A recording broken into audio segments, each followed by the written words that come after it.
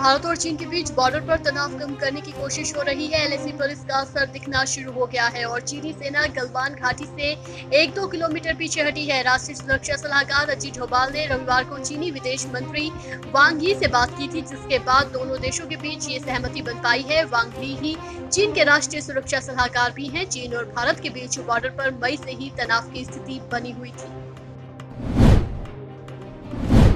भारत और चीन के बीच जो विवाद जारी है, उस मसले पर कांग्रेस नेता राहुल गांधी केंद्र की नरेंद्र मोदी सरकार पर हमलावर है। जवाब में भारतीय जनता पार्टी की तरफ से लगातार राहुल गांधी पर आरोप लगाए जा रहे हैं।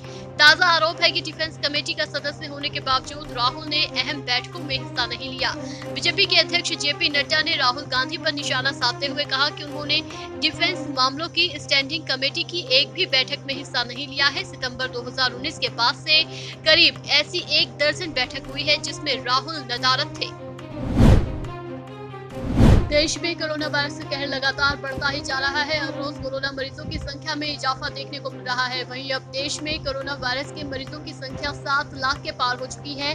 देश में महाराष्ट्र कोरोना वायरस के कारण सबसे ज्यादा प्रभावित राज्य है। महाराष्ट्र में कोरोना वायरस के कारण अब तक 2 लाख से ज्यादा लोग संक्रमित हो चुके हैं। वहीं तमिलनाडु देश में सबसे ज्यादा प्रभावित राज्यों में दूसरे नंबर पर है। तमिलनाडु में अब तक 1,10,000 से ज्यादा लोगों में कोरोना वायरस का संक्रमण पाया जा चुका है। वहीं दिल्ली में भी कोरोना के मामले 1 लाख के पार हैं। कोरोना वायरस के संक्रमण को देखते हुए पंजाब ने कुछ कड़े नियम बनाए हैं। ये नियम उन लोगों के लिए हैं जो पंजाब में दाखिल हो रहे हैं या पंजाब होकर कहीं और जा रहे हैं। अन्य राज्यों से पंजाब में दाखिल होने वाले लोगों को अब ई रजिस्ट्रेशन कराना अनिवार्य होगा। ई रजिस्ट्रेशन को सोमवार रात से अनिवार्य बना दिया गया है। ये नियम दिल्ली एनसीआर पर खास तौर से लागू होगा क्योंकि वहां कोरोना का प्रचंड प्रकोप देखा जा रहा है। 21 जुलाई से अमरनाथ यात्रा शुरू हो सकती है। खुफिया एजेंसियों की रिपोर्ट के आधार पर बाबा बर्फानी की यात्रा शुरू होने के आसार दिखाई दे रहे हैं। बताया जा रहा है कि सिर्फ 10,000 श्रद्धालुओं को यात्रा करने की इजाजत मिलेगी। इसके मद्देनजर सुरक्षा के पूरे इंतजाम किए जा रहे हैं। खबर है कि इस बार सिर्फ बालटाल रूट से अमरनाथ यात्रा होगी। हेलीकॉप्टर से यात्रा पर विचार किया जा रहा है, लेकिन अभी कोई फैसला नहीं हुआ है। सूत्रों की माने तो एक दिन में गुफा तक 500 श्रद्धालुओं को ही जाने की इजाजत मिलेगी। बाहर से आने वाले श्रद्धालुओं को कोरोना की जांच करानी होगी। मध्य प्रदेश में शिवराज सिंह चौहान सरकार में कैबिनेट विस्तार के बाद विभाग के बंटवारों को लेकर जारी खींचतान के बीच ज्योतिरादित्य सिंधिया ने ट्वीट कर जवाब दिया। ज्योतिरादित्य सिंधिया ने ट्वीट किया कि चाहे मेरे पूज्य पिताजी हो या मैं, हमने कभी भी राजनीति में छल कपट का सहारा नहीं लिया, इसलिए लोग हम पर अनर्गल आरोप लगाते हैं। मैंने खुद को पूरे विश्वास के साथ भारतीय जनता पार्टी को सौंप दिया है। अब यही मेरा परिवार है।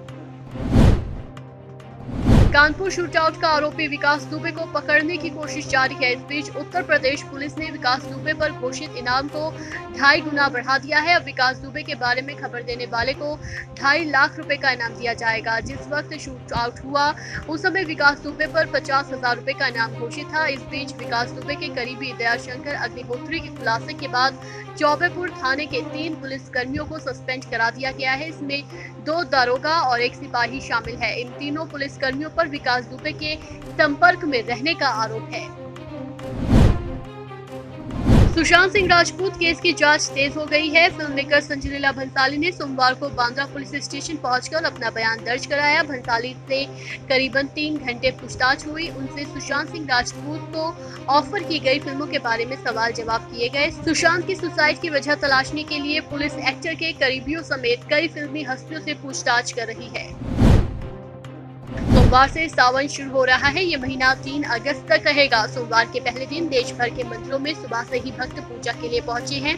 हालांकि कोरोना के चलते सावन के शुभारंभ के दिन कई शहरों में भगवान शिव के मंदिर सूने भी पड़े हैं। भगवान भोले की नगरी वाराणसी से लेकर उज्जैन में महाकाल और दिल्ली के मंदिरों में भी भक्त सुबह सुबह भगवान शिव के जलाभिषेक के लिए पहुंचे। भारतीय शेयर बाजार में लगातार चौथे कारोबारी दिन रौनक रही। सोमवार को सेंसेक्स करीब 466 अंक की तेजी के साथ 36,487 अंक के स्तर पर बंद हुआ। वहीं निफ्टी 156 अंक की तेजी के साथ 10,763 अंक के स्तर पर बंद हुआ। वहीं आज शाम को डॉलर के खिलाफ रुपया 4 पैसे की कमजोरी के साथ 74.67 रुपए के स्तर पर बंद हुआ।